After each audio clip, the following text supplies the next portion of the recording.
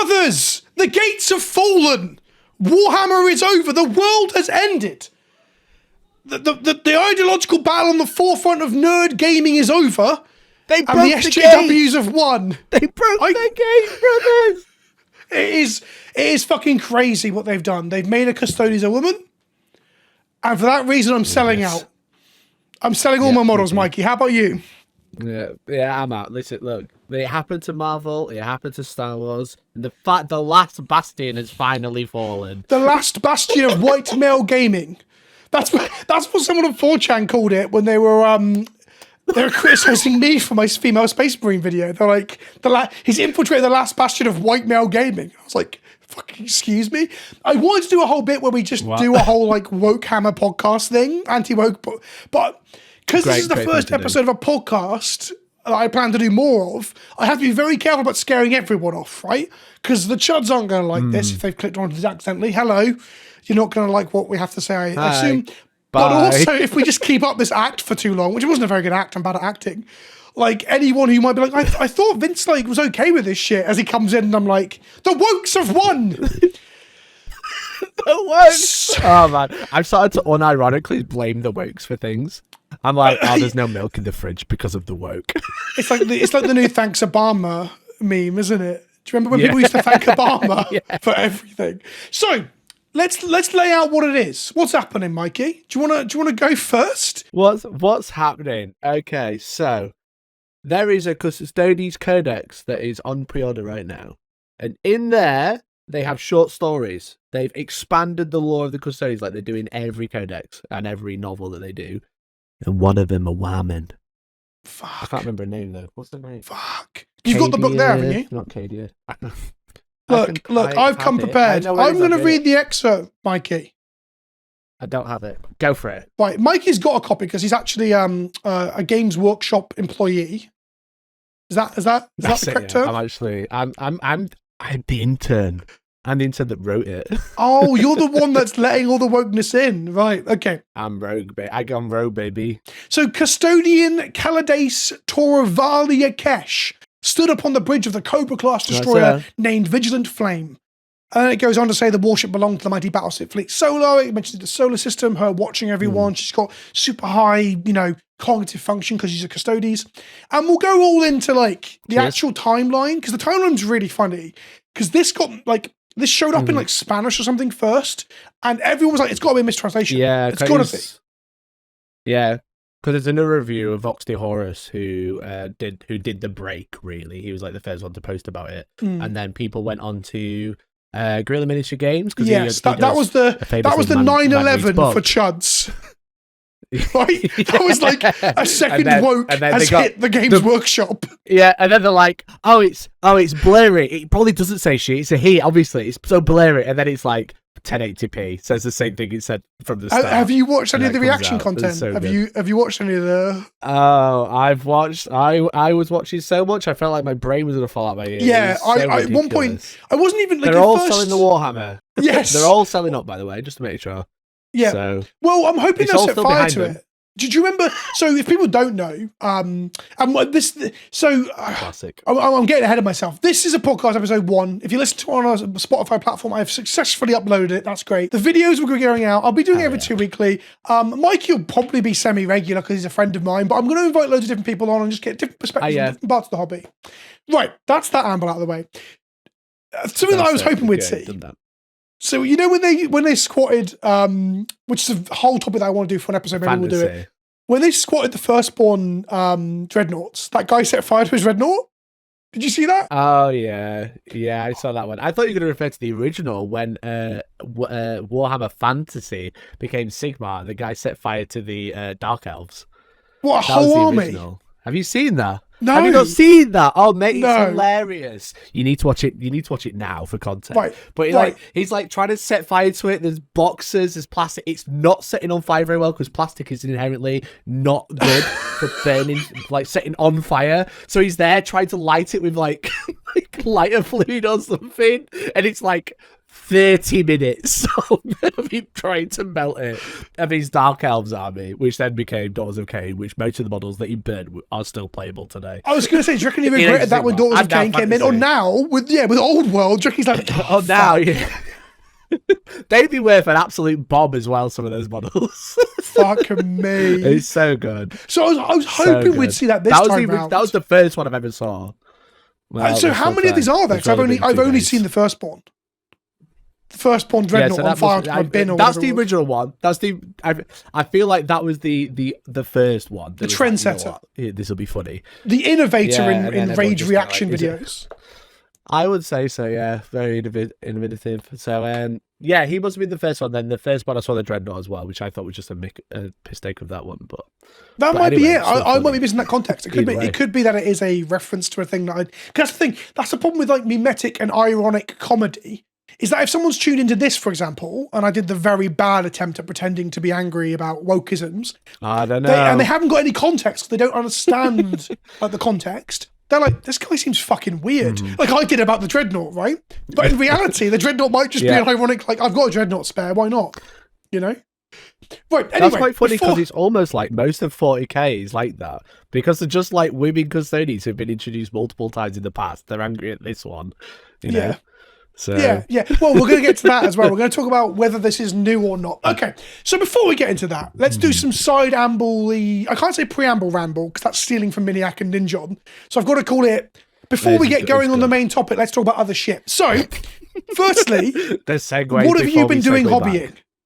Yeah, this is the artificial and forced segue into other shit. But I'm actually interested in whether you've been doing any hobbying.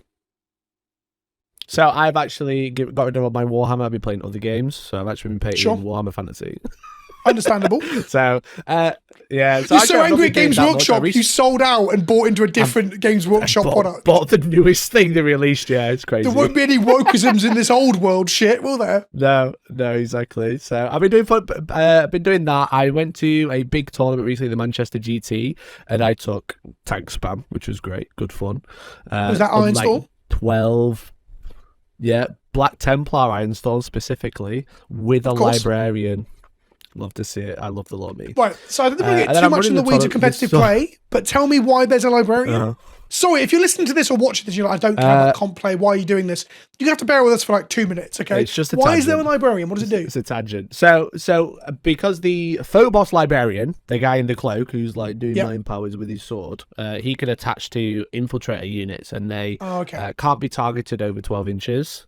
And then the infiltrators deny deep strike within 12 inches, which is really good in the meta right now because there's so much that can deep strike or deep strike over 3, like. All of Grey Knights, all of Necrons, etc. So like he's really good, but obviously Black Templars famously hate librarians. Yes. So I'm running a Black Templars list because they have tanks with multi-melters rather than noble tanks, and then a librarian to stop people deep strike, and I'm running it as Ironstorm because it's the best one. Yeah, this is why the casuals and the narrative players hate comp players, Mikey, because of you. Yeah, that's fair. Sweaty, tryhards like you. Here I am talking as an authority on the law after doing that. Yeah, well, I don't claim to be an authority on the law. I assume you don't either. I assume. I actually, right now, I do, just for this podcast. Okay, sure. Sorry, yes, I got an expert on. Right, that should be the narrative I'm spinning. This is my law expert. Yeah. What was your record at GT? If you want to tell the audience at home. I dropped 2 games at 3-2. Okay, that's not terrible. So it's not where you want to be as a sweaty try hard, but it's not terrible. No, so I played against Custodes. They were like, on topic, but you know what they like to play. If you roll 4-ups, you just win. It was kind of one of those games, and I played one of the best Necron players in the country. But perhaps not for much longer, though, because they're losing a lot of their good tools and toys. Week and a half. Yeah. The irony is you paired into them on perhaps their last weekend or second from last weekend where they're going to be as good as they currently are. Is the irony. For those who don't know, by the way, there's a second layer to the Custodes Codex thing of like, the book is coming out and it is quite objectively not very good. Like this is not internet overreaction like it was with the last book where everyone said it was bad and it was actually incredible. So there's this bit where like people are going to stop playing Custodes, shelve their armies or sell them because if they're in the comp scene, they're just not going to be good for another maybe 6 months at a minimum. But people are going to use that as an excuse. They're going to be like, see, people are selling out and not playing Custodes because there's a woman in an excerpt from a short story. It's a great time to buy her army. Because all the competitive players are selling up, and so are all the law players. It's great. Yeah. Well, I reckon a lot of law players won't even sell them, but that's a conversation point for in a moment. So, GT, and then you did Salute, which is a thing I don't really understand. When I saw you tweeting about it, I started looking at it. What is it? Yeah. So I've never been to Salute, but it is a one-day convention in London at the Excel, which is weird. 1 day is not long enough for a convention. How much gaming did you get done in a 1 day? Zero, baby. Yeah, of course. How could you? Like, it was like you could start queuing from 8 to get in at 10, but then it shuts at 5. You get booted out by security, but also everyone starts packing up at like 3:30. Because I did a stream there, and like that is no time at all. You can't play anything. No, exactly. So if you do a demo game, which is what you're gonna have to queue for it, realistically. There's loads of cool stuff. Don't get me wrong. There's demo games. There's like participation games. So there's like loads of like historical games. There's like a huge board playing a rule set known as What a Tanker, which I thought was great because W on the logo is huge. I thought it was cool. But they're doing like a Band of Brothers reenactment, which is cool. Right. That like people can just so it's like a World War II system. I've never seen it before, but I thought the name of it was funny. But they were playing essentially like a reenactment from one of the stories of that, and the table was like 12 foot by what must have been 30 or 40 feet. It was huge, right? What bit from Band of Brothers was it? Just like diving on. I have no idea. I couldn't get involved. Was it snowy? Was it snowy? It wasn't snowy. I could probably send you a picture. But okay, it's probably like the bridge bit area at the end, or I fucking love that show. What a show. Yeah, maybe. Let's get into our proper Wargamer thing, right? Yeah, World War II fiction. Yeah. Let's get it. There's not enough women. Like loads of participation games. Imagine if they put women in Band of Brothers, Mikey. That's why it's so good. That's right. They were no there, so okay. It's the last bastion of male hobbies. Yes. But say loads of participation games, loads of stalls selling stuff, showing off new products or whatever. But because it was so short, you could hardly see anything. And again, I started streaming. I was like, oh, it shuts at 5. I'll start streaming at like 4. By the time I started streaming, everyone was like starting to roll things, like wrap it up. Like stalls were shutting down. People were like putting the models away. It was like, oh, this is the problem I've had. It's cheap. It's 15 quid on the door. Right. Because like, why is it only 1 day? Like, what? I guess it makes it cheaper to run. I don't know. Yeah, I guess because it's at the XL, which is obviously like a huge, like famous convention centre in London, in the centre of London, it's probably quite expensive. But is it the only gaming convention that gets to be in the XL? Is there another game? Is there an expo or anything that goes in the XL? I don't think so. No, I think that is the only one in like that part of the country as well. Because it must be fucking expensive to have the XL out. It's only 50. Yeah, exactly. But I was talking to other people. They were saying that like it feels too big this year for 1 day because last year it felt fine. But like it must be because they're growing. I feel like the teething issue is actually there's a bit too much stuff to do. So if you're on a mission, you're like Mantic is showing off Halo Flashpoint. You want to get a demo game. You will be fine. You will get a demo game, but you just won't see anything else. Yeah, exactly. Or like you'll only see a little bit. I feel like when you go to Comic-Con and it's all these stalls that you can buy. I'm not going to be too harsh about Comic-Con, but I don't really enjoy Comic-Cons that much when I've been to them in terms of like what you can get. It's a big sales thing, right? It's like a market, if anything. Yeah, vendor village is a general. Yeah. And you can just wander around and you can look at stuff and then buy a few things. And you can do Comic-Con in a day easily. But like, if you want to stop and play anything, like there's this old thing with like Magic where it's difficult to get enough Magic in whilst also seeing stuff at a Magic convention, as we call it.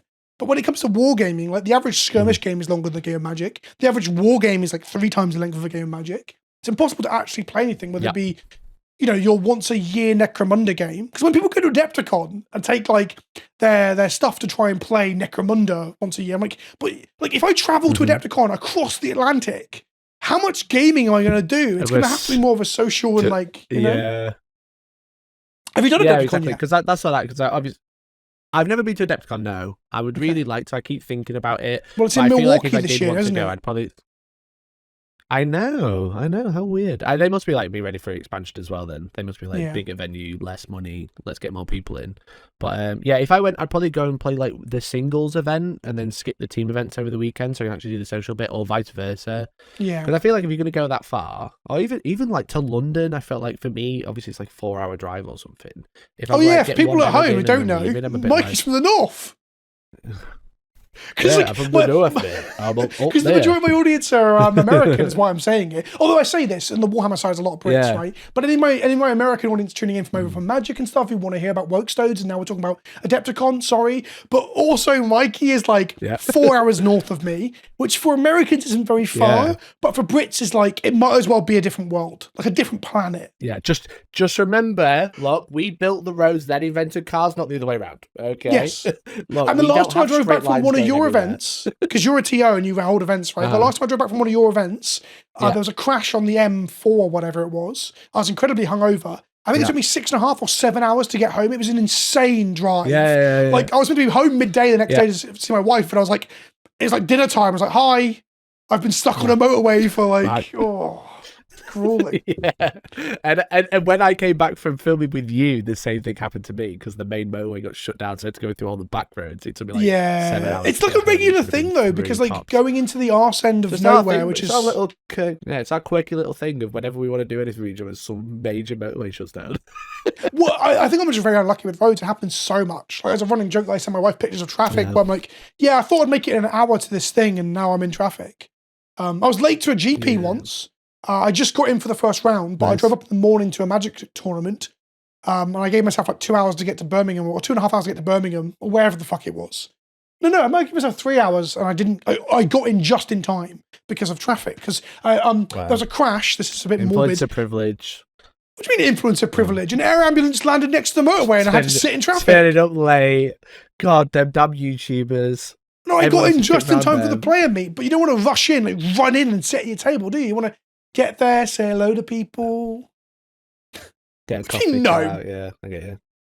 Right, anyway. I agree with you. Oh, okay, you're agreeing. I thought, because there's a little bit of delay on this app that we're using to record this. So when you said no, then I thought you were giving me shit. Yeah. My hobbying, I went to buy a ticket for an RTT, Mikey, put it in my basket, didn't click sell. Nice. Went forward 2 weeks, found out I wasn't in the event, and then just painted some fucking Astra Militarum instead. That's crazy. You didn't buy a ticket and still expected to turn up. Goddamn YouTubers. What? I actually did. I was like, if there's a cancellation, can you let me know? And they're like, yeah, I can. Because, when you're a big deal. But of course, exactly. Mikey, check out this that I painted. Look at this. Look at this, Mikey. Oh, yeah, look at him. He's playing a little guitar. I know. So and he's a Station Forge third-party mini because I've stopped giving money to GW because of the wokes. And he's also... 3D printers go burr. Yeah. And then it comes on these bases, and I put it on there and started painting. I was like, hang on a minute. Because I was going to use him as a guardsman, right? As much as I love how I painted him, he's fucking massive. This can't be a guardsman. Is that a 30? Is that it's a marine base, I think. Yeah. Like, would you allow this at your event as a... That's too big. No, it's too woke for me. You can't. Even as a veteran in a command squad, he's still slightly too big. Yeah. It's too woke. He can't come. Sorry. Oh, okay. And I started painting these as well. He'll have to stay at home and play his woke SJW songs on his guitar. I'm getting there. Look at that. Yeah. Oh, that was cool. Yeah, look at the shading and everything. That's great. All done with an airbrush. Again, that's another thing you don't say in all my videos, isn't it? You don't mention airbrushes because people are like... No, did it by hand. Yeah. It's not real. You're cheating. You're cheating because I've got no space for an airbrush, so I've got to hate it. Yeah. Right. Shall we do more impressions of weird chuds on the internet? So let's talk about the timeline of the... And I want to call it woke stodies. Yes. That's the term I want to go. I want to coin. Woke stodies, yeah. Okay? Is it wrote down? It looks like wok stodies. Well, that's also fine. They're all just wearing armor that's made out of repurposed woks, if you will. Yeah. Right. Slightly oiled woks. Yeah. Seasoned. It helps deflect the Oromite is stronger if they season it in oil first. Did you read the lore, you fake fan tourist? I'm the expert here. I knew that. It's actually so to let those people that know why the Custodes oil up their armor. It's actually a holdover from when they used to wear no armor, just oil up their muscles. Because the early Custodes didn't wear any armor, right? If you look at Rogue Trader, they're all like really sexy men with spears. Questionable hats and capes, and that was it. Yeah, the hats look like eggheads, or maybe even bellends if you're really unfavourable. But the weird thing is, no one was upset when they retconned that, which is something we'll come to. Let's talk about the timeline. So, early last week, White Dwarf came out, and the first plane hit the GW, which was we got the gate crashers, right? Which is like certain Marines that are all color coded and painted in the paint scheme. I'll put them on screen now for the video one, maybe if I edit this enough. It's all painted up to look like different LGBTQ flags, and this got into White Dwarf. They're all different pride flags by Cerberus XT. Yeah. That's it. That's the Twitter account people should follow. They're a good painter, and they're doing all this stuff to like just paint how they want to paint. They want to show off. And put damn politics into our card game. Sorry, I'm on the wrong channel. Damn politics into our miniature games, right? So White Dwarf showed this off and it looked sick. And that obviously was the first thing to cause a minor meltdown among we're going to call them the Chud community. So if people don't know, the Chud community are like the right wingers.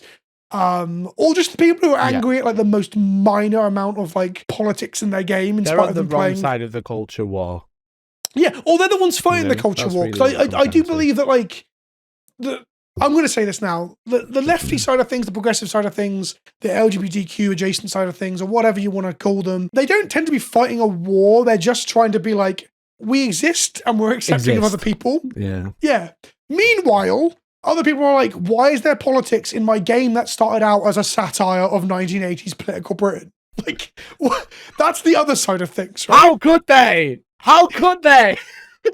Wait until they find out that Gazgul Margaral Thraka or whatever is a parody of Margaret Thatcher. Or anyway, no, not in my game. What do you mean? No, yes. I don't know you not were in one of my those game. people. Not in my game. Not in my game. So White Dwarf has fallen, and Mikey, who is the intern, this was you put this in the White Dwarf. That was me. And I did. Snuck it to publication past the gatekeepers. I'll take all the credit. So people were like, boycott White Dwarf, boycott White Dwarf. And then, as like a 1-2 punch, GW accidentally, I mean, I don't even know if this is a purposeful leak. If you believe the leaks about leaks, they claim that all leaks are purposeful from GW. But we got a translation of a short excerpt, or at least the first two paragraphs from a vignette in the new codex. And that showed off a shield captain that's a woman. And Q, the most hideous amount of copium for about 12 hours, right?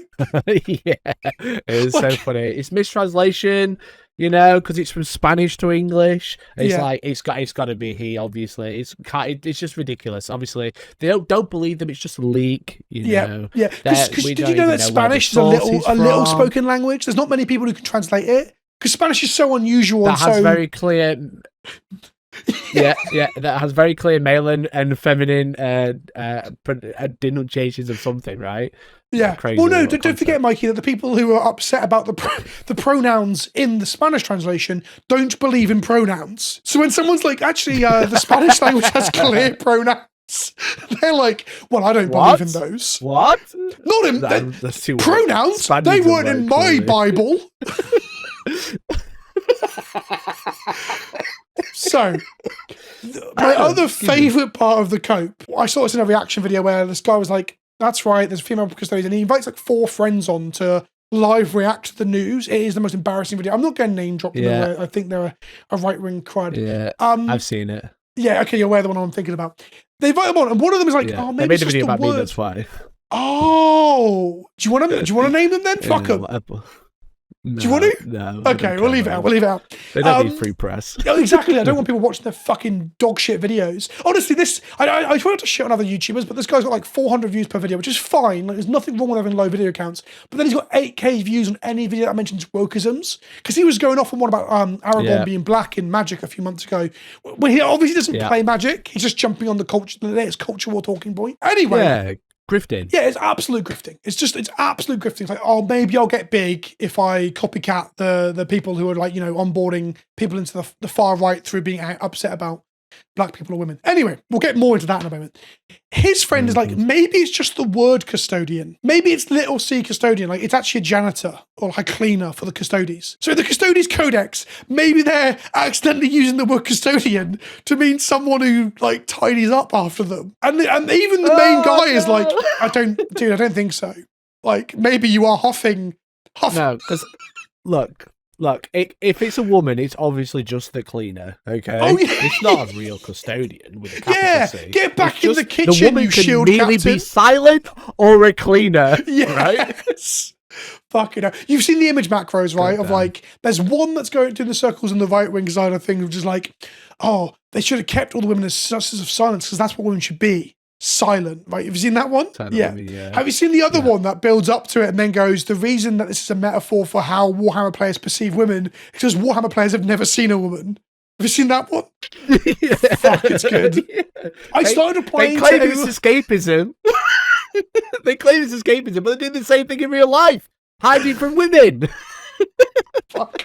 I started sharing that on Twitter to like all these like fucking overtly racist people and shit that were like replying to me, but I had to stop because I didn't want Twitter to flag me as a bot and like shadow ban me for posting the same image macro like more than 10 times. That would be awful. Imagine getting shadow banned on Twitter. Well, maybe it'd be good for my mental health, which is something we'll come to in a moment. I want to talk about that, like whether even responding to these people is even a good thing. So that was the misunderstanding from the screenshot. So from the mistranslation. Then the screenshot came and there's all this copium about maybe it's a sister of science and they're writing about it wrong. Then GMG or whatever, is that what they call on Twitter on YouTube? Guerrilla Miniatures Gaming. Yeah, great. That's it. Yeah. Yeah, I've watched their codex reviews and stuff in the past. They do the famous, and this is a little bit of shade, but it's friendly shade. The famous Warhammer YouTube practice of reviewing a codex by reading it on camera. yeah, I'm not a big fan of this content style, but gotta love it. Yeah, I mean, I'm sure I do video. Key, okay. Yeah, exactly. Anyway, so they flip it open, 1080p, full story, and it immediately destroys a couple of the copium things. One, it's the mistranslation. Two, it's too pixelated. And three, preemptively, it's just a paragraph, one singular paragraph. That's such pandering, like non-thing. No, it's an entire short story vignette. I'm sorry, this is what they've always done since the days gone by that you guys weren't in the hobby. Since like we were children, they've always introduced stuff through short story vignettes that world build. And that screenshot everyone's sharing is just the first bit. It is a full 2-page spread. Yes. And that's the really funny thing. People are like, it's not just it's just not enough. Or anything like that. Yeah. Like, what do they fucking want, dude? Do they want like a 600-page novel just to explain away how there's women custodians now? Is that insane? Yeah, like, it's like everyone, the argument is always just like, God, they need to introduce them properly, like with like short stories and stuff. It's like, what is this other than a short story about female custodians?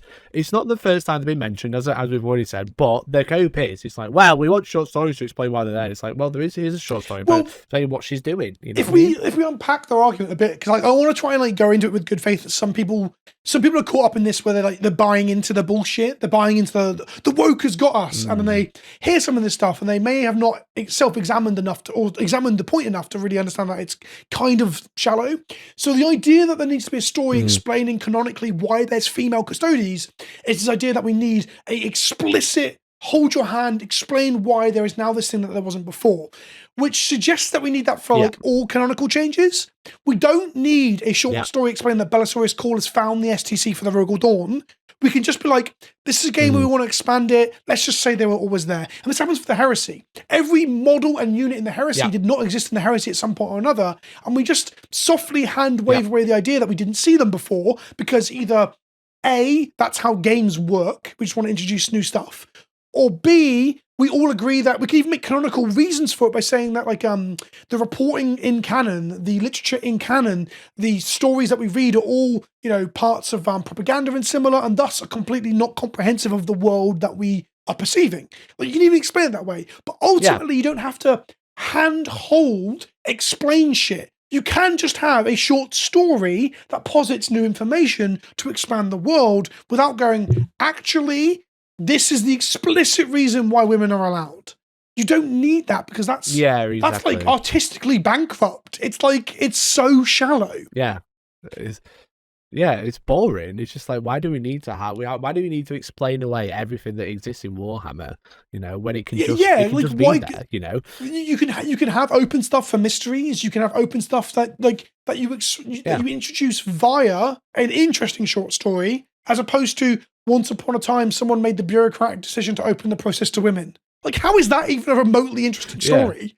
Like, there's a whole Custodes short. There's a 2-book series with a third one coming called Watchers of the Throne that I quite like. I really like them. It's the books from Black Library that introduced Valerian, right? And in that, they explain how the Custodes left Earth and why they left Earth. And ultimately, I don't need that explained. Like, at some point, they're like, you know what? Maybe we should send our best soldiers to fight in these intergalactic wars. It's reason enough.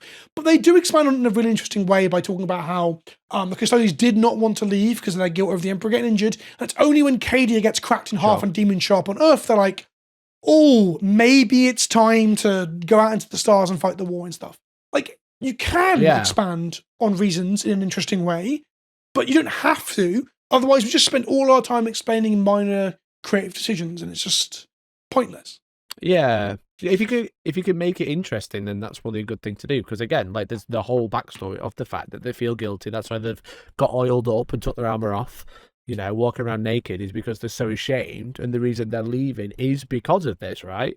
But like, not everything has to be that way. Sometimes it can just like go, okay, now this is happening.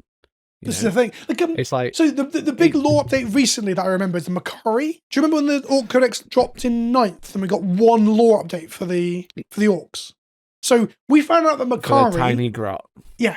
So he's a character that's existed since Rogue Trader, right? And I'll let you explain it because I'm talking a lot. You go ahead and explain the update to him. Yeah? No, it's fine. I don't know the update, so it's okay. I got him! I caught him! You tell me the update. He's nodding! So basically, the lore update was really simple, but he's it's just fucking woke. awesome. He's a tourist! You're an orc tourist. You only... To be fair to Mikey, he doesn't change armies when the meta changes. He always plays Marines, to be fair to him. Always, baby. So, Till I die, Makari baby. has existed since not Rogue Trader. I think actually the Gaz model and the Makari model might have been made at the very end of Rogue Trader, coming into 2nd edition. He was a key selling point for Orcs 2nd edition because they were like the poster boy bad guys, right? So Gazgul Thraka, big Orc man, had a little assistant who carries the banner for him because Gaz is too busy fighting to carry a banner, right? Because Gaz is the fucking man. Yeah. Or the Orc in this case. He's a beast. Makari carries a banner and is his little goblin assistant. In the latest book, 30 years after Gaz was introduced, maybe 32 years after Gaz and Makari were introduced, they had a very small, not even a full story, I think it's actually like a small breakout passage that explains that Makari is not actually an ongoing character. This goblin dies horribly all the time. Ran over by a land raider, blown up by a grenade. Like, he gets killed all the fucking time. But what happens is the boys don't want to upset Gaz, because when Gaz is upset, he doesn't treat the boys very well. So the boys will just replace Makari with a new goblin to keep Gaz happy. And what this leads to is, in canon, Makari is seen to be the luckiest grot ever, because he will get run over by a land raider and he'll just be around the next fight. And Gaz is like, oh, you're a lucky little grot, aren't you? But he's not lucky. They just keep replacing him. And that manifests mechanically that he's got a 2-up invulnerable save. Yeah. So this was introduced with a square box, and all Orc players, all Orc fans, all Orc lore purists like, that's pretty fucking cool. That's a funny, interesting bit of lore that just makes Orcs cooler. Did it need a novel? Yeah. Did it need a Makari novel, Mikey? Is that what they need to do? Can't just retcon it. Can't just retcon Makari. That's not my Makari. Old Hammer Makari wouldn't do that. Yeah, I'm going to burn all my plastic Makaris and only play metal ones from now on that I've bought off eBay for £100 or whatever. So, and that's the point that I want to come to, which we'll segue to now, is about retconning. Like, I was tweeting madly about this yesterday because it's a really interesting topic and I find all this fascinating. Like, retcons aren't bad.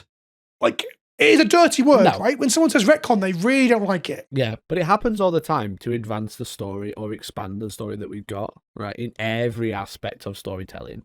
You know, retcons happen all the time. And like, they can be to make things make more sense, or they can be just to adjust sensibilities, right? Yeah. Or, sadly, a lot of the time, when it comes to Warhammer specifically, retcons are really good for selling models. Like, look, we all call the law the last bastion of manhood. It's the only place where the Wokes haven't got to yet. Hold the gate. But ultimately, the law you're defending is there to sell stuff to you. Whether it's a story, whether it's a model, whether it's a paint, it's clippers to build those models. That's all it's there for.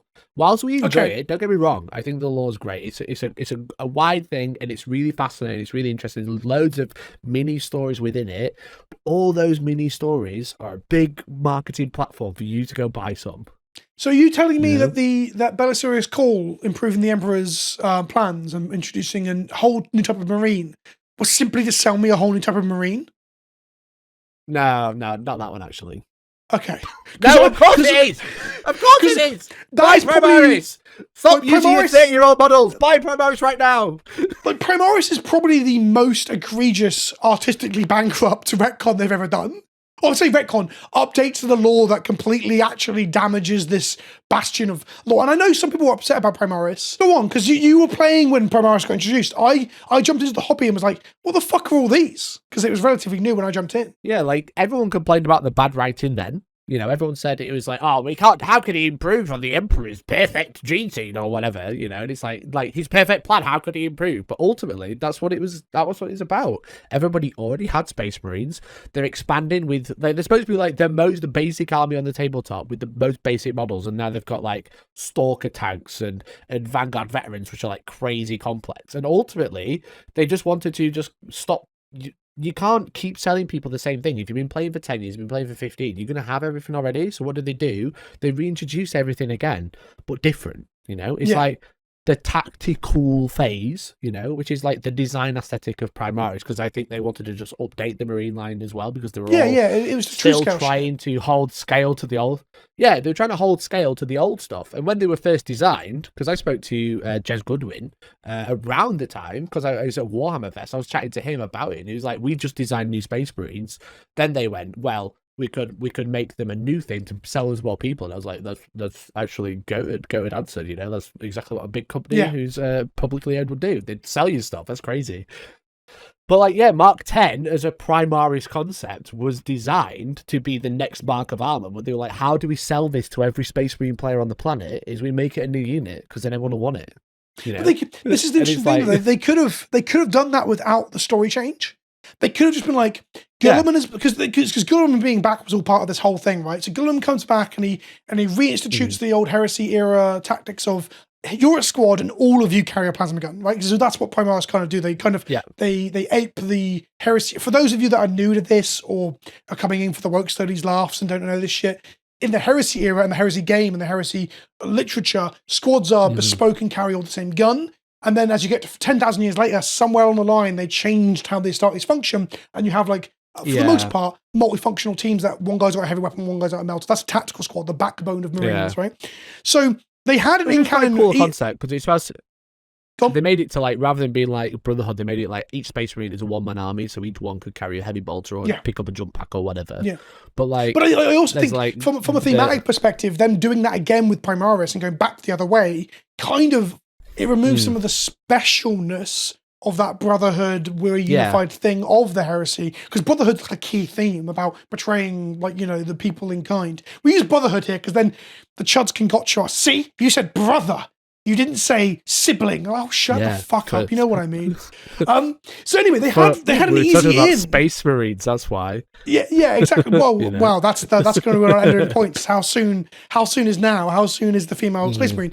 But like, they had an easy in to do that, but they decided to go really convoluted, do all this lore shit that Call is better than the Emperor, which opens up all this weird baggage. In one way, I love it because I think the Emperor, like cocksucking and rimming, is just too much.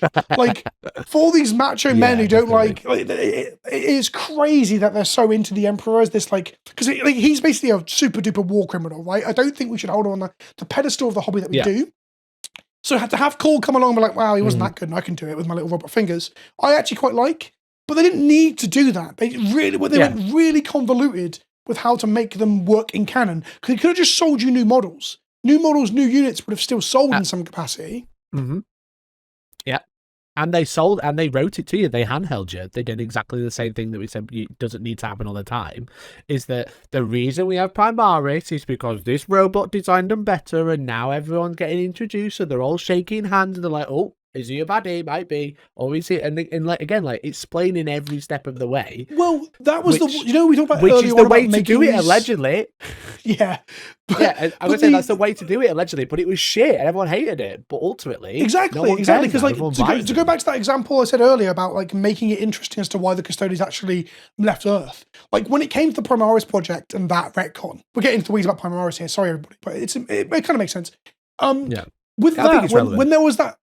Yeah, no, I think so too. When they did the whole thing about, are they a baddie, like you just mentioned, like that off the cuff thing of like, there was some skepticism and some, is this going to cause another schism or a civil war, or is it a chaos influence, and so on and so on and so on. That was an interesting thematic element that they completely buried and didn't engage with. Like, it's just not a thing, right? There was no real tension whatsoever. It's just like, they're better. And even the risk of like the heroes of the old Imperium going through the process to become taller and get an extra heart, like Dante and Helbrecht and shit. Helbrecht's primarily, yeah, he is, right? Every character. Going over the Rubicon, almost. We're not quite there yet. We've still got like Tycho's, Tycho's dead. There's a load of random characters that aren't quite there. I'm trying to think of one off the top of my head. Yeah, the main one. Lamartez. The main pinnacle Lamartez isn't Primaris defined yet, right? So he will be eventually. Yeah. But there was this risk of going across the Rubicon may kill them. And they kind of abandoned that. Like, not a single character has died across the Rubicon. Not one. Meanwhile, they'll just kill off Yorick off camera. And then the Chuds are like, they've killed off like one of the most important one of the coolest Imperial Guard characters without a novel to explain it. Yeah. Oh, that's fine though. But women just disappeared. Yeah, exactly. But women. But one last point with the Primaris in the retcon is what's quite funny is obviously when Primaris were first introduced, Cole had perfected the gene seed. There were no discrepancies in the gene seed, such as chapter flaws, much as your love, Blood Angels. You know, they didn't have the chapter flaws, and that was retconned because now we have Death Company intercessors. Yeah, you know. Which are Primaris, which have fallen to the Black Rage. And that is a retcon we'll have in the retcon. retcon. Primaris eventually. Like, there's no way they don't go down that Probably, route just to sell some more models. It's just a way to sell you. Just sell you new stuff upscaled. That's all it is. So as we have there, we have an example of a huge retcon, probably the biggest in Warhammer history, barring perhaps Gilliman going from being a skeleton in a box to a body that just needs some Eldar help to get better again. Right, that's probably the other big retcons, right? Or this is a new neck brace. Yeah, exactly. Or the Heresy in general. The Heresy is like this small little square box in a book at some point, and then they just wrote 130 books off the back of it and just fleshed it out. Something And like fleshing that, out is probably the word we should use. One of the biggest modern media franchises of all time. Yeah, exactly. Not obviously not. Well, in terms of book franchises, it's probably up there in terms of number of books sold and shit. So the Primaris project is a fuck up in terms of actually giving it any genuine depth. Meanwhile, they're like, we want genuine depth, and we've got like a vignette that just softly and organically world built with women Custodes. Now, because they weren't always there, this is the next point in the timeline. So we've had the 2 planes of hit and everyone's having a bit of a meltdown. And the pre-order post goes up for Orcs and Custodes on Twitter. And a load of people, I say a load of people, I don't know, maybe 24 people were like, where were the Custodes? Why are they women now? Similar comments. And Warhammer reply. They reply with, let me open it up here.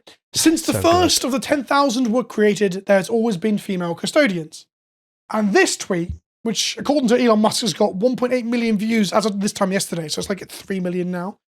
This gets 2.2k quote retweets. There's like 2,000 people talking about this. I'll say that. I think it's actually 1,200 quote retweets. People go fucking apeshit for this on both sides. I'm howling. I'm just like laughing. So I'm like, this is fucking great. It's like, let's go. I'm sucking on that cow, baby. Yeah, it's so good because like at this point, there's just no doubt in your mind. You've got an official story and the official account saying it. Bearing in mind the official account doesn't really. Here's the thing to understand about the official account. It's a couple of marketing people sat in a room that know absolutely nothing beyond what somebody emails them, and it's not a criticism. It's that people will ask them quite in-depth questions and they will just reiterate whatever they've been told. And sometimes it's even wrong in terms of like pre-order dates or is this model coming or whatever. But in this case, they reiterate it for like a it's funny when they talk about new things when it's already out, like especially rules and stuff. They talk about new rules. It's like, wow, this rule's so cool. It's like, okay, they've had that for like 9 months, but whatever. Yeah. So they're not perfect, but it's literally, quite literally confirmation. And this caused a lot of people to lose their minds and start talking about how, well, where were they originally? And that comes back to the point we've already made and talked about, or I've made at length, is that you can hand wave this away in canon by saying like the reporting was bad, or you can just say, sometimes you want to update your literature, your narrative, your lore, your fluff, and you don't have to explain it in depth. Like, it doesn't matter. Same for Rogel Dawn, Yeah. same for Kratos battle tanks, same for any of this shit. Except Same this as time, Votan, Tau, fucking the any of the Votan. new factions. Yeah. For those who might not You know? know, Mikey, do you want to just explain to us about the Votan a little bit and how they got introduced recently? Because it's only been, 18 months since they got introduced? So it must be something like that, yeah. So like Leagues of Votan are based on a very old faction known as Squats, right? But they aren't the same. They share a lot of traits, but Squats were essentially space dwarves with cool sunglasses and cool motorbikes. Yeah, they had a motorbiker and train motif. That was their thing. It's motorbikes and trains. That was their thing. And funnily enough, they might not have been very popular because I think it was like early second or third edition or something like that. They were all eaten by the Tyranids, every single one. Then they slowly started to introduce them again in Necromunda, obviously like super deep cult Warhammer lore. Like they started to reintroduce them to there, but then they introduced Leagues of Votan, which follow AI, and AI is not sacred in Warhammer. It's like it's heresy to look at AI. They follow big AI robots, but they are dwarves. Okay, they are space dwarves. They're not Squats, but they are space dwarves. But they've technically never been a thing unless you wanted to say no, they're Squats. That's fine. They were all killed off and they came back, but then they were always there in the lore. They've always been there. They were never missing. It's not like they've just appeared now. They were always there. You know, yeah. So there's always been Space Wars in my Warhammer. So Votan, they did do a slight thing of saying that they were. So the offshoots, the background lore for them, roughly speaking, is that they're offshoots from humanity, right? That's what all the abhumans, which is a term that is it's already a bit uncomfortable. But the abhumans, like the Bulgrin, like the Vatlings, like the Squats, the Space Dwarves, they are all like humans that have adjusted to their environments and changed. And there's a little bit of background lore that they left mankind, got separated from us pre to the Unification Wars and all that sort of stuff, and they went deeper into the Milky Way and thus closer to higher density of star clusters and higher gravity planets and blah blah blah blah blah, and ended up becoming shorter as a result. And then they come back. So there's this argument that they've gone out of, they left the Milky Way and came back is like one of the background. It's literally like it might even be one line in their codex, like a hand wave of like why they're now more present in the lore. Same with the Tau, to an extent, they hand wave that like they're a new civilization in the sense that they've only had warp tech, warp skimming tech for like a few thousand years. Yeah. So they weren't involved in the war in heaven. They weren't involved in any of this shit. Yes. Yeah. So they do these hand waves. These very loose hand waves to explain why these factions don't exist in ancient old stories or the old background lore of, the Eldar were fighting the Orcus or whatever they were called, and then the Necrons went into hibernation. All the ancient history of Warhammer. But it's literally a hand wave. Yeah. It's not that deep. It's not that heavy. Yeah. And it just is a justification to introduce a new toy line that I love. Like, I want more of this. I want more factions and aliens. Like, that's the coolest bit. That's the thing. If they're just doing it to expand the things that we can play with and read about, then does it matter? You know? Yeah. Well, the flip side of that is, here's a flip side of that. If it doesn't expand the things we can play with, like, because I don't think they're going to release a female custodian model. I just don't think that's even on the cards for. I'm going to say the only way I think they can. I would say the only way I could see them doing it like quickly is like a Black Library thing. They release a book and they release a model alongside, much like the Orc, or much like Minska-Lesk, the guard character. Yeah. Well, Valerian is an example of that. He's in the main codex, and he came from a Black Library novel. They actually, because the Custodes were so barren in terms of data sheets, they're like, okay, you can have your Black Library character be a character.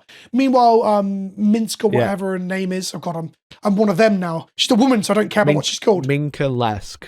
Yeah, she is just a Kaskrin, right? Or just a Gokadian shock trooper, one of the two. She's just the model for that. Yeah. And then the Orc one gets a cool model with a cool gun, and he's just Legends. So they do that a lot. But Valerian got to be a Custodes character because they're like, we really need more sheets.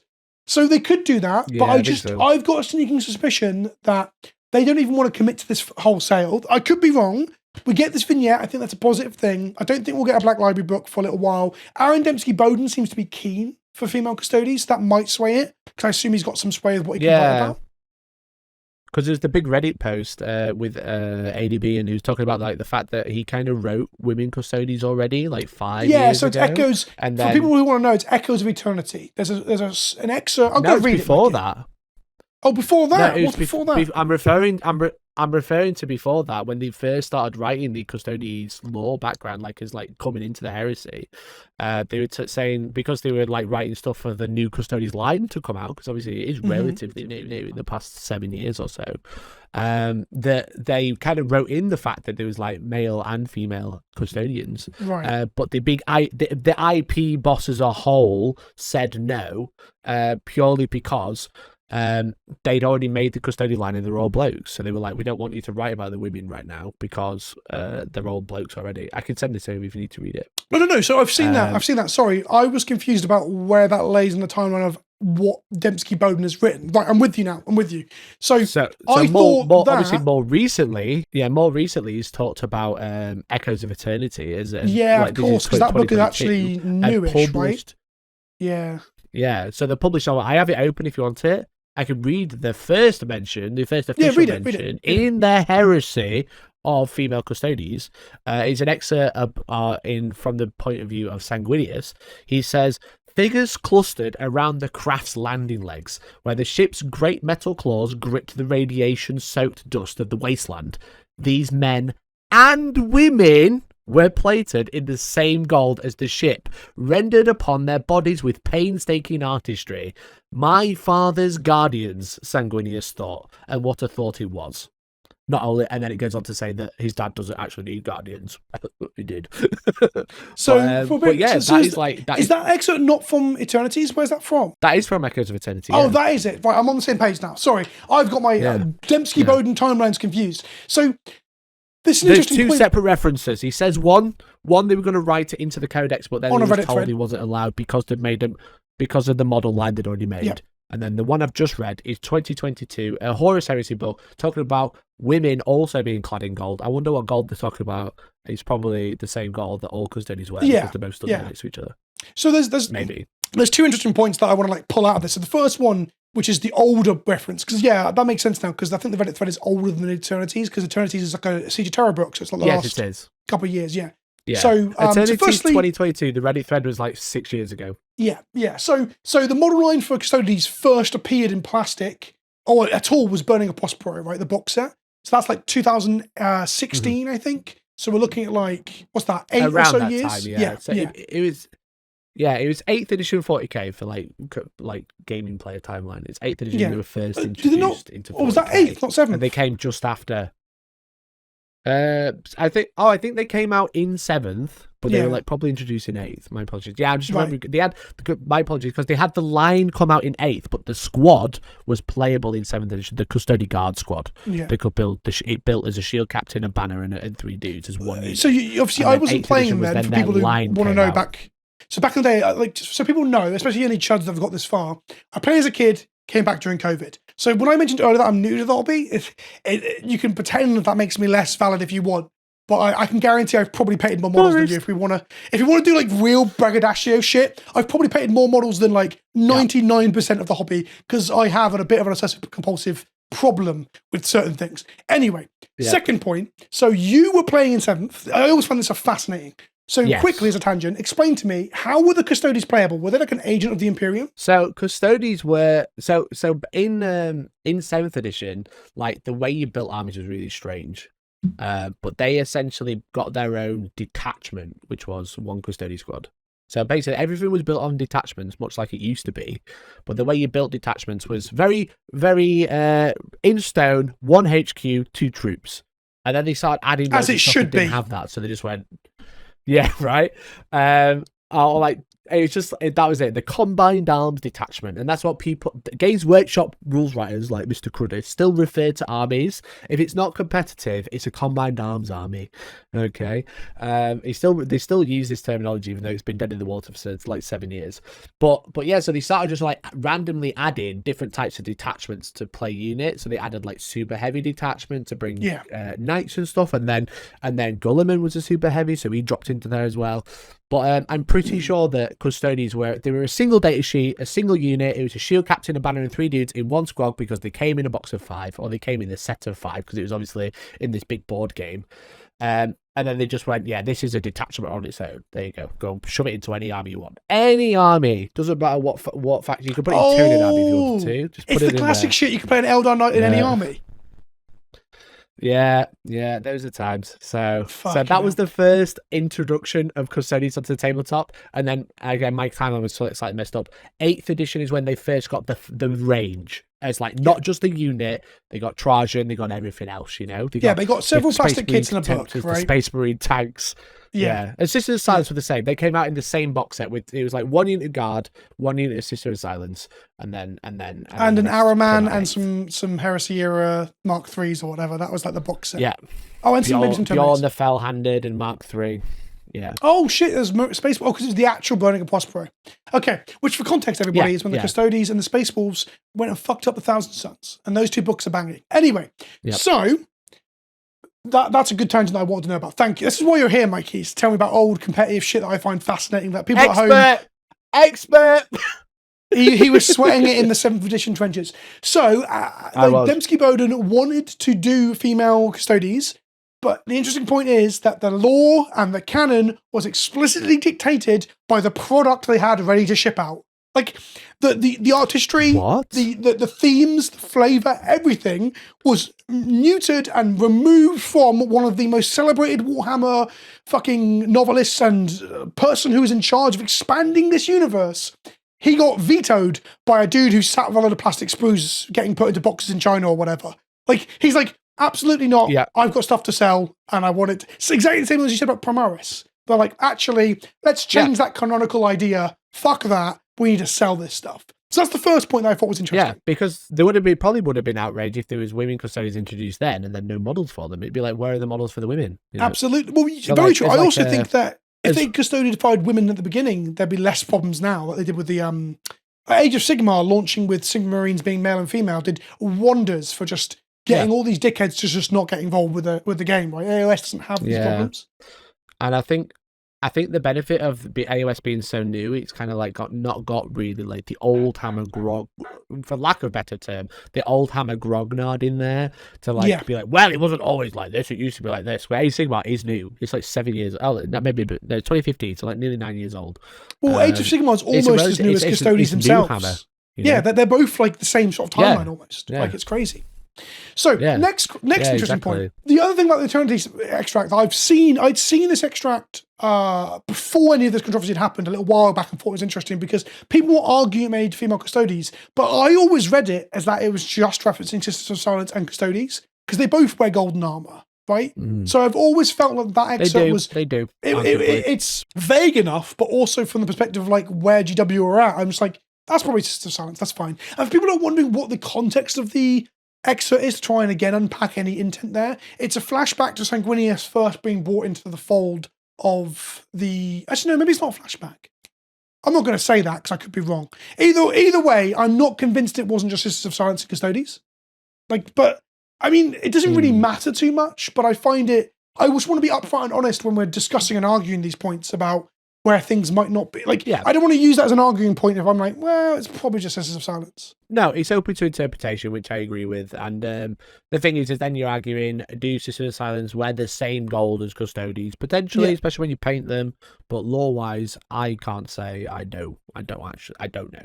No, as far as I understand, it's not Auramite, it's Ceramite. That's where their save is a 3-up, not a 2-up. Right? Yeah. Right, so like game wise, no, they don't wear the same armor, definitely not.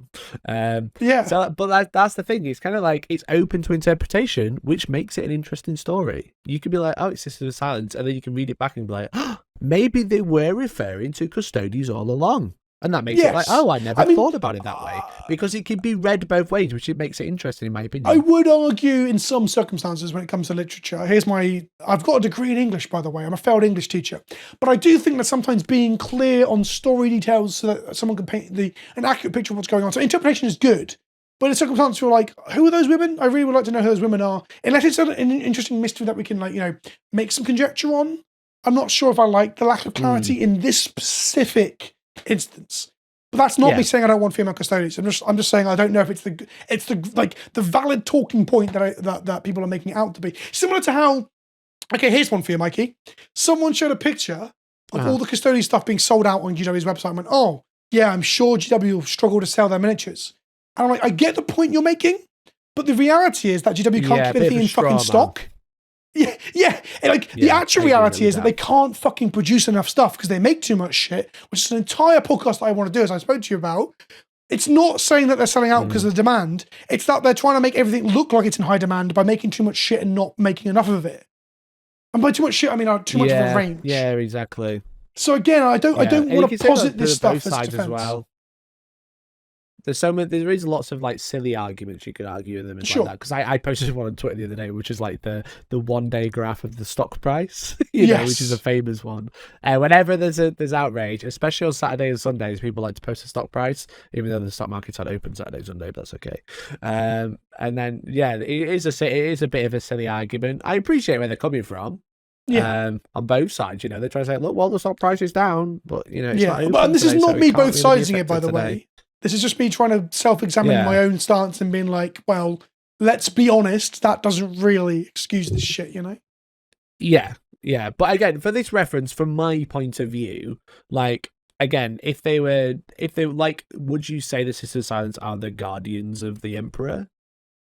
Or would you say they're just nearby? So if we're just doing a deep dive on that, are the guardians, right?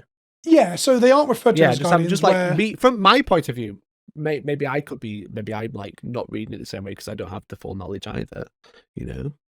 So like, sure. You are right. Like guardians is a term used to describe both the weaponry and the normal squads of Custodes themselves. The actual 8 foot tall golden big boys and girls now.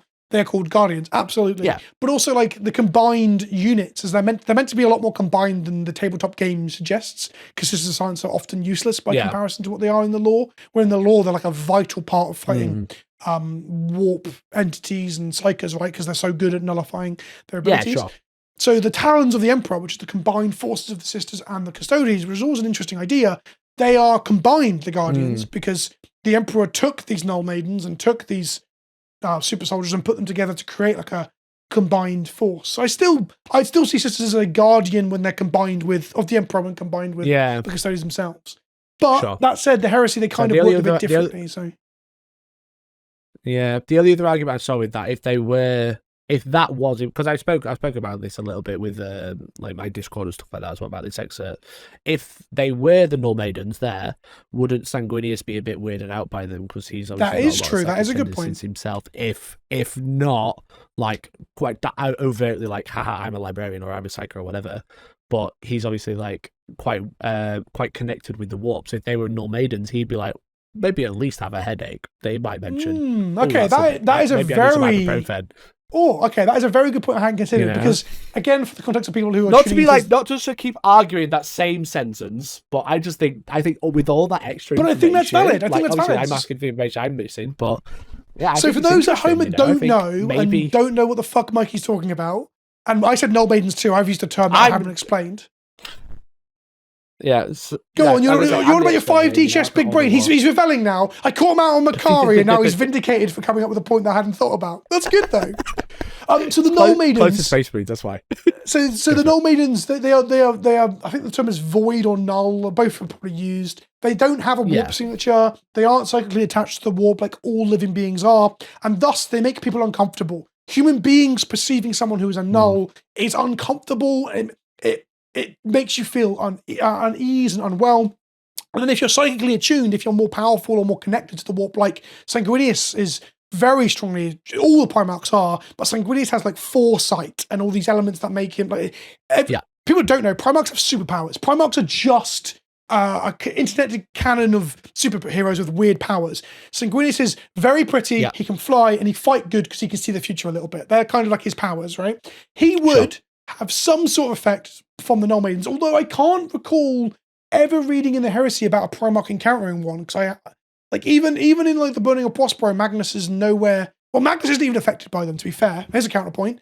In Thousand Suns, when Magnus finally stops moping in his pyramid because he's like having a little cry wank on his what's the word I'm called, balcony, and not Prospero itself but the city, Timcat or whatever is being bombarded. It's like I've failed my father, and he's crying, and then Thousands is like, please come downstairs and fight the Space Wolves, please. And he walks out and he's like, okay, it's like the end of WrestleMania, right? Lehman Russ is about to lift the belt. and there's a gong, and like Magnus walks out, and you think it's going to be a big flip, and then Lehman Russ is like, "Fight me one-on-one, bro," and they fight one-on-one, and Lehman Russ kicks the shit out of him. There's some dogs involved, which people argue is what sways it, and then Lehman Russ snaps him in half, and by snaps him in half, I mean he breaks his back and he shatters into glass. Anyway, as far as I can remember, Magnus doesn't even mention, and none of the first-person narration or third-person narration of Magnus mentions the Null Maidens that are all watching from the sideline. Like, Magnus doesn't give a fuck. But however, Magnus is like way more powerful than Sanguinius in terms of harnessing the warp. Yeah. He's a bit different, but that doesn't mean he's completely ignoring them. He might just be aware of them. They're not relevant to him in that particular moment. I mean, in that moment, he's facing imminent destruction. So maybe mentioning that he feels a bit queasy might not. Some guys. Yeah. But if this excerpt is Sanguinius in thought, right? He's thinking. Yes, if he was looking at a Null Maiden, surely he'd be like, something. I feel a bit uneasy. Also, it's Sanguinius at rest, I believe this is the first introduction, right? I think this is the first introduction of him like meeting the Guardians at him face to face. You know? Yeah, I don't know. I haven't read any of the Siege. And there's no Custodes in the Blood Angels heresy stuff. I don't think there's nothing in Fear to Tread or anything like that. So. Yeah. But I guess he's also relaxed. Like a relaxed Primarch, seeing a scene, explaining it to you in first person or 2.5 person or whatever the exact clause is. You'd think he'd mention it if a Null Maiden was making him feel weird. Yeah. Where in Thousand Sons, where there's loads, in that book there are just like sisters all over the fucking city because the Thousand Sons lose the fight against the Space Wolves because as soon as a sister walks into the vicinity of a Thousand Sons Astartes, their psychic powers stop working, they start feeling off and weird, and they just get fucking bodied by the Space Wolves. The reason they lose that fight, to get really into lore here, because as you can tell, I quite like this shit, the reason they lose that fight is because the Null Maidens completely fuck them up. So it should matter. But Magnus, he's a bit distracted. He's about to wrestle down. It's about to be, I'm not really interested, so I'm going to try and make an analogy. It's Triple H versus The Undertaker. But The Undertaker loses in this case. Because Lehman Russ has no real powers, does he? He's just a big lad. He's Triple H. He does not. No. Yeah. He's Meanwhile, he's just angry. Magnus is The Undertaker, right? Because he's got all these actual supernatural powers like The Undertaker has. He's got his own theme music. He comes out of a coffin every once in a while. Yeah, exactly. Well, he does come out of a coffin. Like, they kill him and he comes back like 3 pages later. He comes out of a hole in the warp. He's like come with me, my brothers. Yeah, like The Undertaker. There you go. Magnus is like The Undertaker. So the underworld is perfect. Exactly. But also, being a consumer isn't a dirty thing. Like, it's okay to buy something and enjoy it. Oh, it is. Well, it's disgusting. You know? Yeah. Hold the gate. Okay. Hold that gate. Hold that gate and then buy You're not things yourself. allowed to buy anything, by the way. Because this is the other point that I want to make today, and I've made it on social media quite a bit, is that like the term pandering, which is another one of their like their straw mans that they make. And that it's so funny, we do this whole podcast about they. I do understand the irony of like making a fictional character to argue against, but I've been arguing against them for the last 2 days, so you know.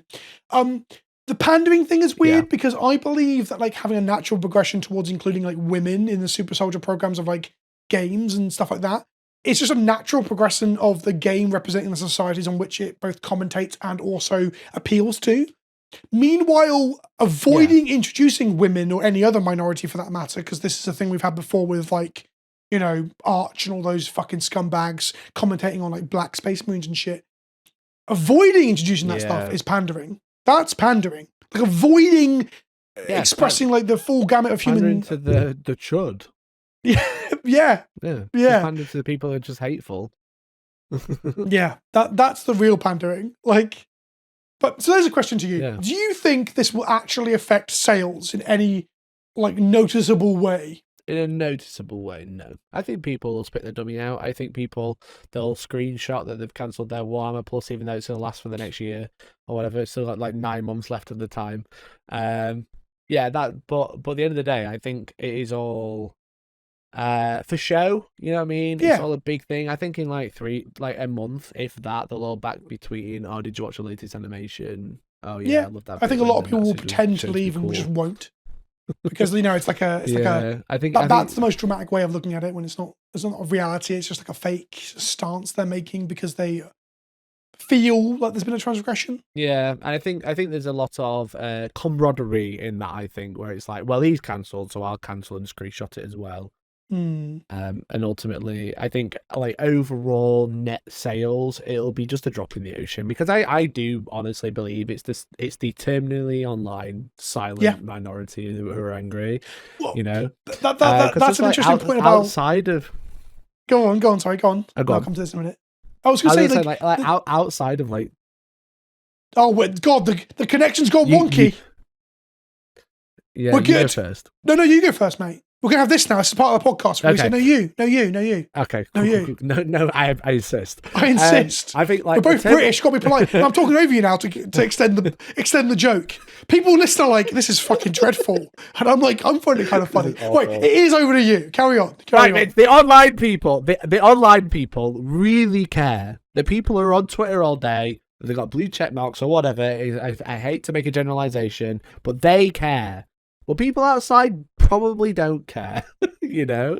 They probably just like buying their toy soldiers, listening to lore videos on YouTube, and then going to play games, you know? Or even not even playing games, or reading a book or whatever. I was going to say, I think lore enthusiasts are actually a larger chunk than people give respect to. Because look at the content. Yeah. As a microcosm or dropping it, look at how big lore tubers for Warhammer are compared to anything else. Painting, collecting, miniature rescuing, playing, tournament, or everything else pales in comparison to your Lutins and stuff who are making. It's not shade, by the way. I don't think it's a bad thing. It's just an interesting depiction of what the overall scale of how Warhammer interacts with the public. I think lore and stories and the narratives and the Horus Heresy books are a big business. Yeah, I agree because it's just, and the thing is with that sort of content as well, it's got so much longevity as well. It's so evergreen. Oh, it's evergreen until they retcon it. Until they retcon, and then they got a whole new video about the retcon. That's evergreen as well. That is true. As we're doing right now, hopefully, I think why everyone hated Primaris. Yeah. Well, that's been a controversy recently, hasn't it, between large Warhammer YouTubers? Everyone wants to chime in just on it, except me. On the lore videos they made. Yeah, this is what this podcast might evolve into: is a commentary on the commentary on the commentary. It's 5 layers deep. Yeah, hell yeah. The ultimate meta commentary. I'm going to do a clickbait thumb as well, so I can really integrate, and then Arbiter Ian can be upset with me. So going back to the whole thing about people engaging with it or not engaging with it, and whether the sales will be hurt and stuff like that, I do want to kind of close out talking about how Gamergate 2.0, fucking talking heads on Twitter, and rage baiters on YouTube who don't play Warhammer, they don't care about Warhammer, they don't play the games, they don't read the book, they don't give a shit about any of it, and now jumping on this to talk about how it's wokeness.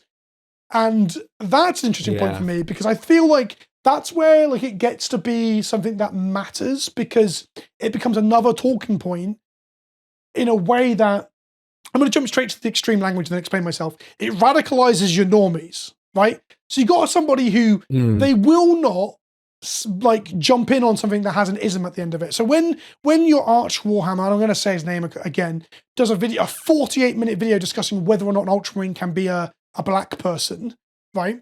Those videos still turn off a load of normies because they're like, well, that's kind of racist, bro. And they don't see themselves that way. Any of those ists or isms are things that people don't tend to self-describe as unless you're already really far down the beaten path.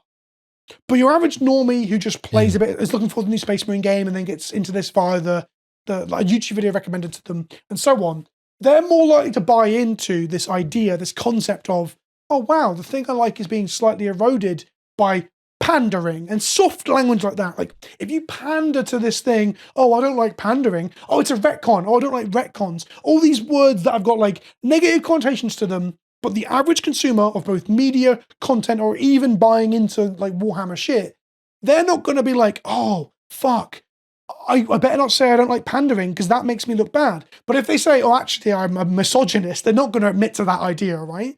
So I think the real problem is that it starts to soft load people into getting into the circles where they consume the content, hang out on the Discords and chill out with these people who are like, yeah, a woman in my Custodes, that's weird and pandery. And before they know it, someone's saying, yeah, I'm not actually sure. And they start saying more extreme shit. And some people will bounce back out of that. But some people, especially if they are looking for a community. Right? Yeah, it's exactly that. And I'm trying to explain this in terms that don't use That's why extremism is a kind of a loaded term at the beginning. But when you say pipeline, do you want to explain what that means? Because I'm talking a lot and I want to give you some room. It's kind of like... No, it's good. It's so like the term pipeline is kind of like what Vince has just described. It's kind of like, well, there's one thing speaks to me. I don't like the pandering. Okay, I don't like the retcon. And then the problem is that attracts probably the worst part of any community. It's like, because it's usually loads of straw man arguments that, like, as someone who's quite casual will like pick up and be like, oh yeah, I agree with that.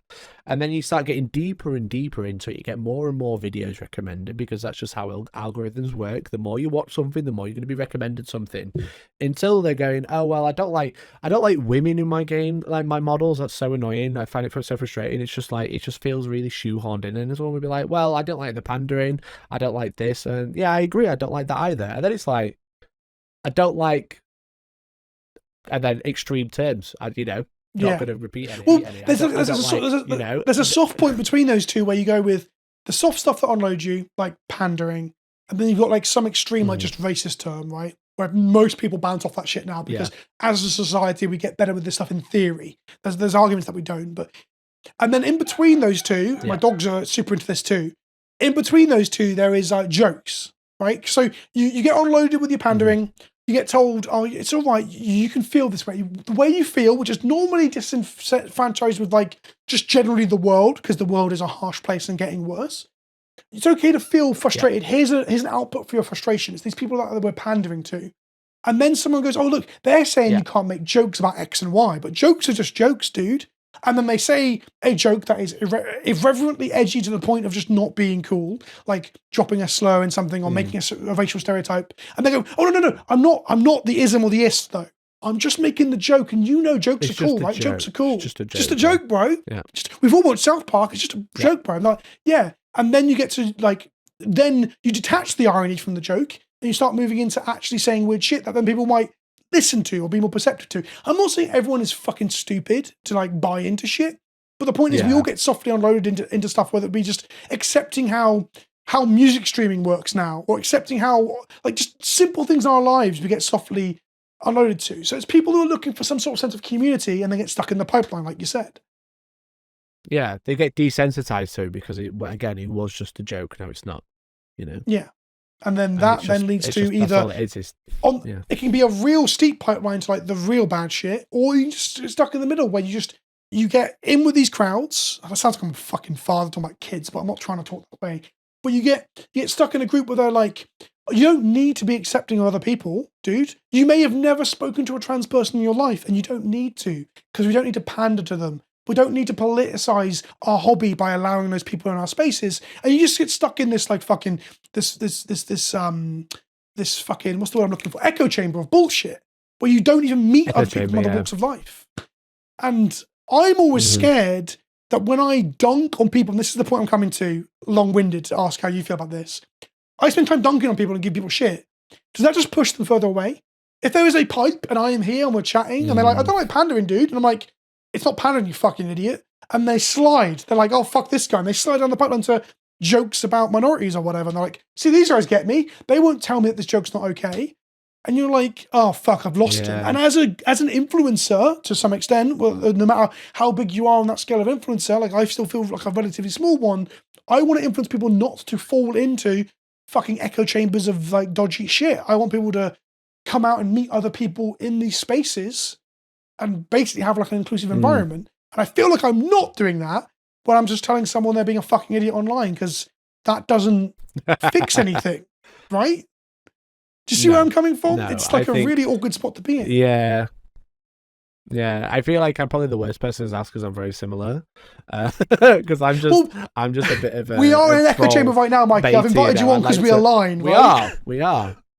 Yeah, we are in an echo chamber, but we are aware of that, But yeah, like whose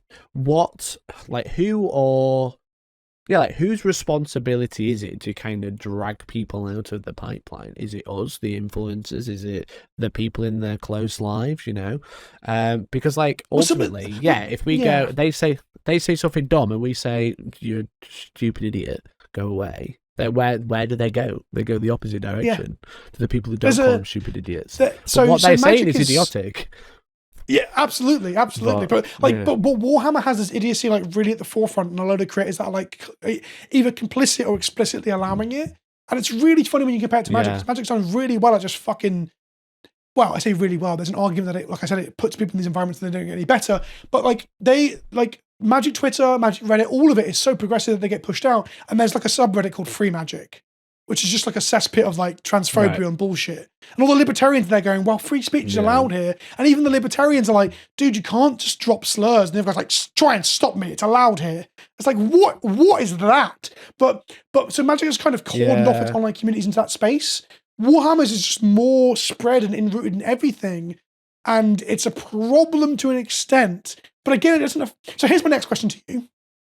How much does this affect the average guy you're going to play at your local RTT or local store? Like there's the woke studies, this whole, or just woke studies, the culture everything. War, and like the whole like, how much do you think it affects them? It's just not going to come up. I don't think it's not going to be a thing, right? So here's okay. They might be one of them. They might not be, but we're going to disagree here. And they're not because hypothetically, I shot some next RTT, and my second blade champion that I need to build has a woman's head, and my opponent sees it. Right. And they say out loud, I don't really know why Custodes have to be women. And at that point, like, I don't want to engage in this conversation at the table when we're trying to play a game of Warhammer anyway, but I also don't want to drop it. So that's just a whole fucking kettle of fish to deal with in itself. But then, like I said, that person is at some point engaged with this. And like I said, they're on the tipping point. They're like, I can agree that it's pandering, they say, or the law wasn't done in a good enough way. And before they know it, and again, we know this about Warhammer communities, they're all making ironic jokes. They're like, I'm not racist, bro, but I'm going to make this stereotype. And you're like, that's kind of racist, dude. You can't do that. But that still exists in Warhammer spaces. That happens to me. It doesn't happen to me at Magic tournaments, but it happens at Warhammer tournaments where I'm like, come on, guys, do we have to? So I do think they won't give a shit about the culture war itself, but they may still lean into consuming some of the culture war tangential edge stuff, which might lead them on to watching a video about how, women don't belong in Marvel movies, and then it just goes down and down and down and down, and before you know it, they're consuming really weird shit. I do think it kind of does happen.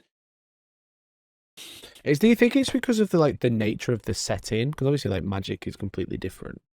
Do you think it's because of the nature of the setting and the people it can potentially attract, or do you think it's just? Yeah. I feel like to me, I feel like that's the only reason, right? That people feel like they can become comfortable because of the people it attracts, and they inherently their pipeline is actually huge, because ultimately we're talking about super soldiers with a big, So I don't think it's space fascism as a whole. I don't think it catches more people. Although, because there's arguments that Magic is probably played by more people and makes more money, right? So if we talk about size of audience, Magic is probably bigger. But the comparison I make is when I go to my local store to play Magic, it's a load of probably around the same age, maybe a bit younger Magic players. Anything from college students who can afford the simplest deck at £40. The inroad is cheaper too, through to older people. But Warhammer, there's more, and I don't use this harshly because I used to be a barman for an officer's mess. I don't hate the armed forces as much as I might sound when I say this stuff, but there's a lot of squaddies and shit, and they aren't bad people. None of these people are bad people. That's what I'm trying to get at. Is that they are just they're in their own bubble, and that bubble, it's easy to just drip in it's pandering, dude. He's right, And then the other person's like, it's not pandering. That guy won't let me make a joke about this minority or that or whatever, or say a thing is gay. I'm like, well, you probably shouldn't use it as a negative derogatory term, dude. And then they're like, he's pushing the agenda. Yeah, my point of bigger was the pipeline that they can fall into is a lot wider, if that makes sense. Yeah. So normally it's quite a narrow thing you're gonna have to go through and then end up in. Whereas in Warhammer, it feels like it's not narrow. It's so easy to fall into because everybody is just shouting this dog shit everywhere. That they're like, it's normalized more in this hobby. It's normalized. Yeah. That's when Black Aragorn happened, Magic YouTubers just shut the fuck up. What are you doing talking about how? Because they basically just made Aragorn was a black man in the Lord of the Rings expansion. And it became this big talking point about it, which could be a whole extra podcast in itself. And we're coming to the end, so I'm trying to close out. So I won't expand too much. But the majority of Magic YouTubers it doesn't fucking matter. If anything, the world of Tolkien should have some multiculturalism that reflects the modern day. Of course, it became this thing of would those people exist in a fantasy setting? Shut up, you fucking knob. It's such an obvious again, it's that talking point that lures a few people in, because people who aren't into actual like medieval history or know anything about like the black diasporas from those parts of the world and stuff will be like, well, that does seem weird actually, because the Robin Hood movies I watched in the 90s only has one black man, that's Morgan Freeman. Like they don't really have the touch point to unpack it, so they listen to that, then they listen to the next point, and before they know it, they're on this track of listening to this person who's just rage baiting bullshit. And the people saying it aren't even. They don't even believe half this shit. They're just making those videos because the clicks happen, the advertising revenue comes through. YouTube's really bad for this. Like we all know that a negative thumb, negative title is much better inroad to have. I see it as an inroad to get people to watch bums on seats, to have a reasonable conversation. But these people aren't having reasonable conversations. They're like, let's get them fucking angry and keep going. Because it worked for Jordan Peterson, it worked for Ben Shapiro, it works for the upper echelons of this bullshit. So I'm going to be the trickle-down economics of just talking complete shit in this culture war. Because these people want to have their opinions voiced, because they don't have the words to put to it, which is all content to an extent. So I do think the average Warhammer player who might just watch a little bit of YouTube or listen to a little bit of podcasting may fall into this shit. And I don't know what the answer is. I'm kind of just moaning for the sake of moaning now. It's frustrating. Yeah, it's just frustrating, especially when you got like people are just like they're just raking in so many views as well. You got like people like Sargon of Akkad or whatever his name is. I assume he's done a video on it, right? I assume he's done one. Part of Adventure.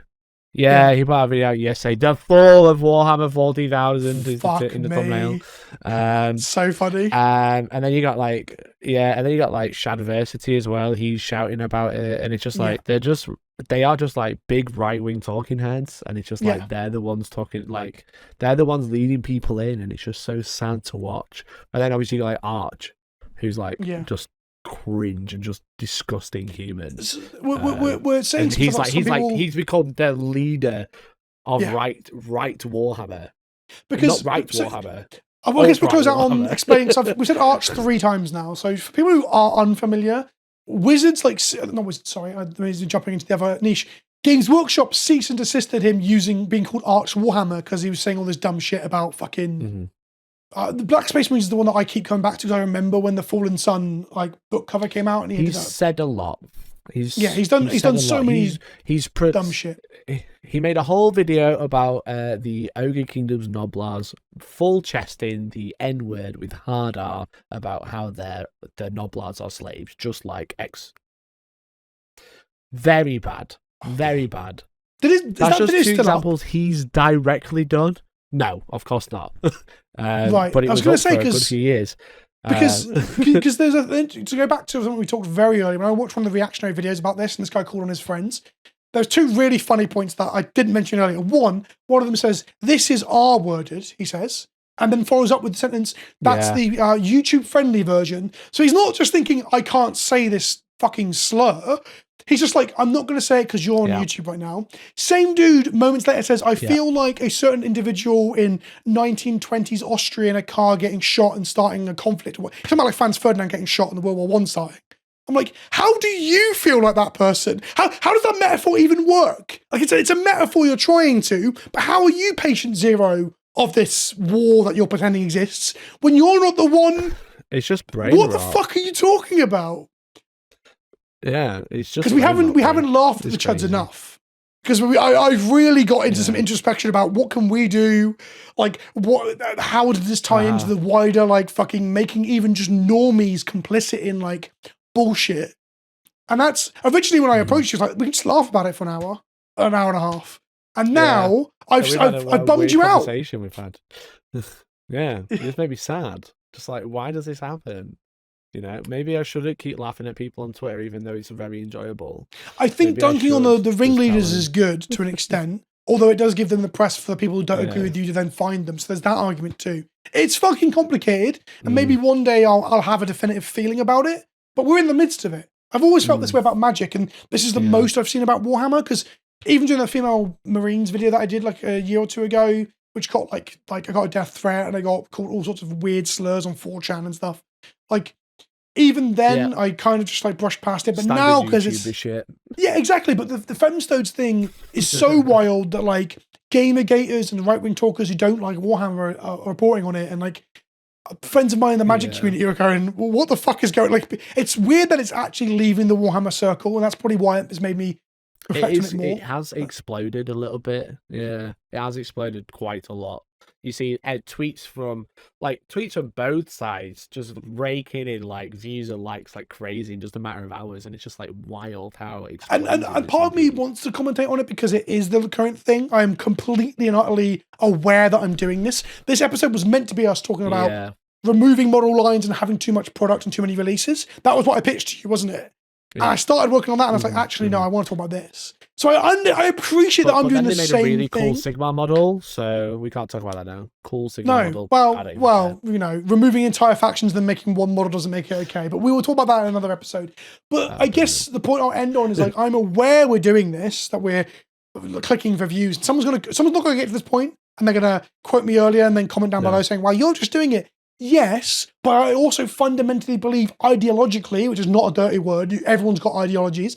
I believe ideologically being okay with the inclusion of women in a fictional space army of super soldiers is an ideological standpoint to argue for that is morally correct, as opposed to the opposite, which is beginning to say, don't include these people, and then veering into much more disgusting shit like conspiracy theories around international banking being about the woke agenda, which is only one step removed from anti-Semitism.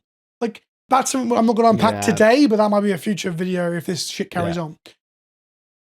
And the sad thing is, that shouldn't be a hot take. What I'm saying, that this is morally the right stance to take. Yeah, that shouldn't be a hot take. No. But people think it is. Yeah. It should be the norm. Fuck me. Right, Mikey, let's do some plugging real quick. Where are you normally? Where can people find you? Find me on Hellstorm Wargaming YouTube, or you can find me ranting on Twitter under Hellstorm Mikey, but if you Google me, I'll probably show up. Exactly, and you'll be tagged in all this shit too. This is the first episode of this. If you're watching this and you've got feedback, or you're listening to this on Spotify or iTunes or wherever you get your podcasts, please let me know feedback in the description and the comments, and you can email me at pleasantcannabis@gmail.com, and you can tweet at me and all sorts of shit. I do appreciate that I've probably spoken a bit too much, but I'm figuring out the flow. And also the signal on this has been a little bit off. It's been really fucking irritating for letting you have room to speak. Been a bit off-putting, yeah. Yeah, I'm going to figure out those teething problems as we go. Yeah, it's been fun, so thanks so much for having me on. It's been really enjoyable. And absolutely. Hopefully You'll be on you guys more. at home have enjoyed it, and hopefully, it was good. I liked it. Yeah, right. Love you all. Fucking hate some of you. If any of the chuds have made it this far, fuck me, that's impressive. Like an hour and a half of just being told you're wrong. Well done for trying. Yeah, well done for trying. And if you've been convinced somehow, then maybe we've done something. But I feel like it's been too reflective of the meta idea than actually trying to convince. But what can you do? Yeah, it's interesting. Welcome to the podcast, episode 1. See you in the next one. Don't forget to like, comment, and subscribe.